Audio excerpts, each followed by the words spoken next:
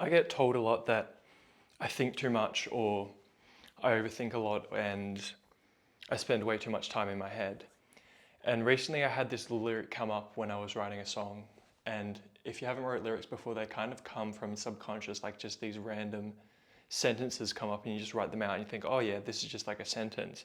But then later it has it has more and more meaning the more you go into it and the more you experience life, and then you look back at it and you're like, oh, so that's actually what it meant. And the lyric goes something like, I fantasize of a life whilst it's all passing on. And, ever since I was young, I used to spend a lot more time in fantasy, in imagining things and thinking of how things could be rather than actually living in the moment, living in the present and experiencing more with reality. And yeah, it's definitely distorted my sense of reality, and it's definitely caused me a lot of difficulties in relationships, in working on hobbies, being consistent, having a career and having a job even. Because when you create the ideas of things in your head and you're living in that a lot and you're not ruminating around a lot, oh crap, um, that becomes a part of how you see the world and how you see yourself. And it distorts like your actual reality, because when you, like yesterday, this is an example, I played my first game of soccer back. I wasn't sure if I was going to play or not, but then I decided I would, because I'm around and I haven't got the chance to play with my youngest brother. I haven't got the chance to play soccer with him, and it's one of my childhood coaches, and like I don't want to miss this opportunity while I have it in front of me. And this is like the team that I played with since they started like this. I live in a small, really small town, and we've only just, like, our soccer team started 5 years ago, and I've been a part of it since that. So I just kind of wanted to play. Anyway, I'm just going off course.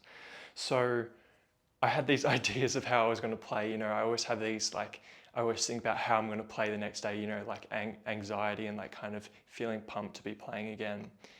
And, you know, I'd been training, so I'd had some fitness, not great fitness to be honest, which I found out yesterday. But, my skills were fine in that. And you have this idea like, oh, I'm going to do this and I'm going to do that. And I've had the ability in the past to do this, so I'm going to do it in that game. Like, I'm going to score a beautiful goal, I'm going to take on these players, or I'm going to do this beautiful pass and it's going to go straight to this person and they're just going to kick it in the goal and we're going to win. It's just going to be amazing.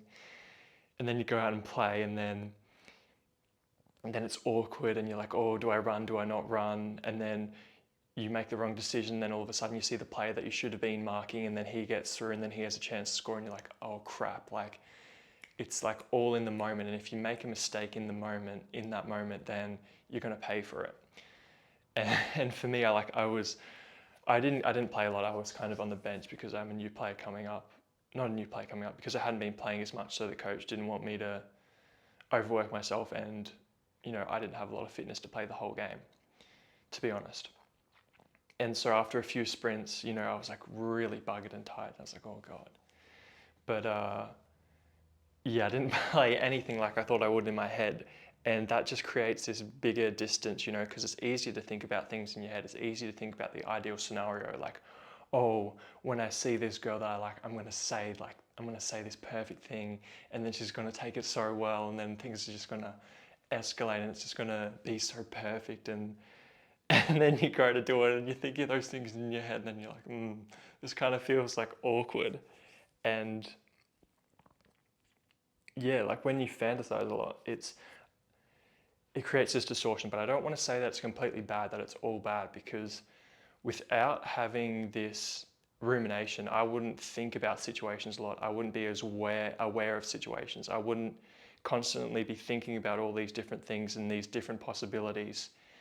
And I wouldn't have as much creativity, because when you're thinking about things a lot, you're thinking about what to say, what's the best thing to say, what actually means most to you, what means a lot to you. And then when you go into reality and then you see how you actually act, and you're like, whoa, there's like this big distance between what I think I value and what I actually value. And it's kind of like this balance and this dance. And like I said at the start, when people say like you overthink a lot, you fantasize too much about stuff or whatever, they're doing the exact same thing to you. Like, that's kind of ironic. Me fantasizing about a perfect situation and you're judging that by saying that I should be perfect in this way. Like, when we think about people, none of us are perfect. Like, we like our imperfections. So people saying that you think too much, you should be more perfect. It's like, well, you're telling me that I think too much about being perfect, but you're telling me that I should be perfect anyway. It's kind of like this catch-22 situation where it doesn't really make sense when you actually think about it. And I don't think it's necessarily a bad thing, like, unless it's directly having a bad influence on your life and you're spending way too much time in it. Like, definitely you go through phases and seasons where you're like, you fail a lot, you feel more down, your mood's worse, you're not eating as well, you're not taking care of yourself as much because you don't care, you feel flat or whatever. I go through those moments a lot, and sometimes in those moments you tend to ruminate a lot more, fantasize a lot more about what things could be. Actually, when I'm in those moments, that's a lie. When I'm in those moments, I don't think at all. I don't have hopes, I don't have fantasies, I don't have ruminations. I only have ruminations about feeling bad and about death and about existence and how minuscule we all are in the whole scheme of things, like how small and insignificant I am, like this tiniest grain of sand that just is there for like a flash of a second. But yeah, I think a lot of people, especially since the online world, I think a lot more people have been coming out about it and talking about it a lot more, like rumination and being caught in your thoughts and your fantasies and that kind of thing, and how that can negatively influence your life. And I think it definitely can, but also it's like a healthy escape. Like, it's your brain trying to deal with things, trying to understand situations more, and it's you gaining exposure in a low cost environment where there's no downsides to it. And people say that, like, oh, there's no downsides to it, but there is, because you're not actually living in reality, you're not actually experiencing it.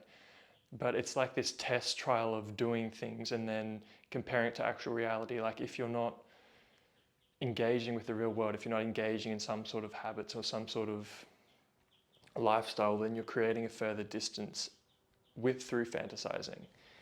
And that come down can really hurt, because this actually ties a lot into my last video about what we don't get taught about becoming adults, because as kids we dream a lot and we imagine a lot, and that gets fed by like cartoons and superheroes and all the things that kids kind of like about this ideal life, these things that they look up to. And that just feeds into this fantasizing more, ruminating more, being stuck in your imagination too much. Because when you get into the real world, like, real heroes, they're more plain and mundane. It's like the doctor that stays late to help that patient, or it's the barista that does that extra coffee right before when they're supposed to be packing up. That's going to take them an extra 10-15 minutes of their day. They're going to come home a bit later, but they make that coffee anyway.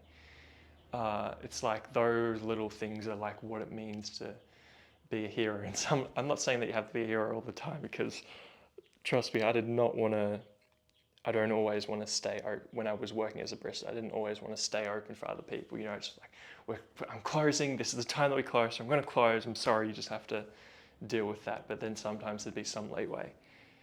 But I'm definitely glad that I'm not in that industry anymore, because I was very unhappy in there. I think, with work, it also has this negative effect, because you think about, like, for example, like being a musician, how great it would be to like be famous, have all these people watch you, to write songs, then everybody sings along to them, and then everybody loves you, and you get paid thousands just to write these songs and chill out or whatever. And just like living the rock star life. I just had like images of like, those rock stars just like doing drugs and then having so many women around them or whatever. But then you see the reality of that and what it takes to be a professional in that area and to do the daily work that leads up to that. Not to say that it's unsatisfying, but it's a lot more plain and boring than fantasizing about the end product.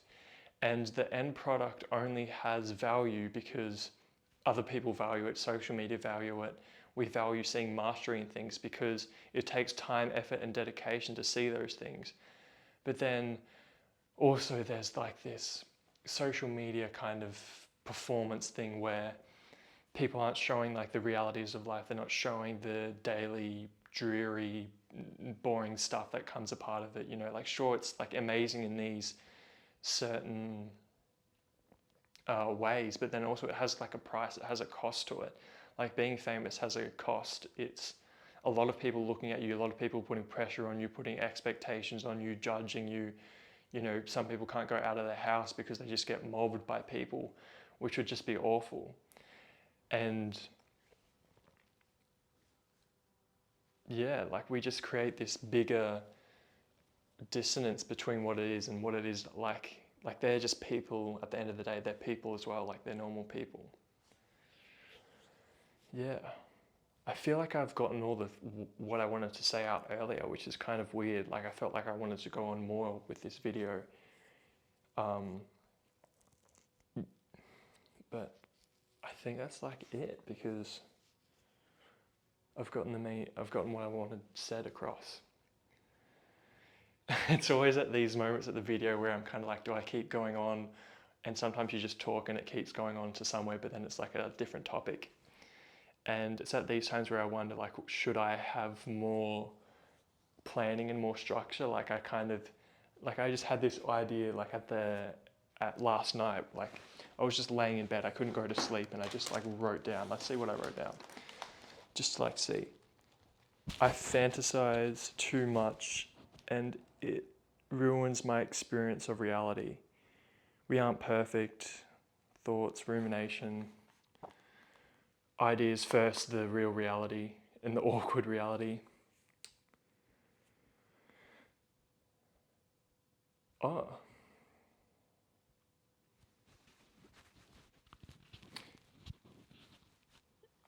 I also wrote about like tempering it yourself, like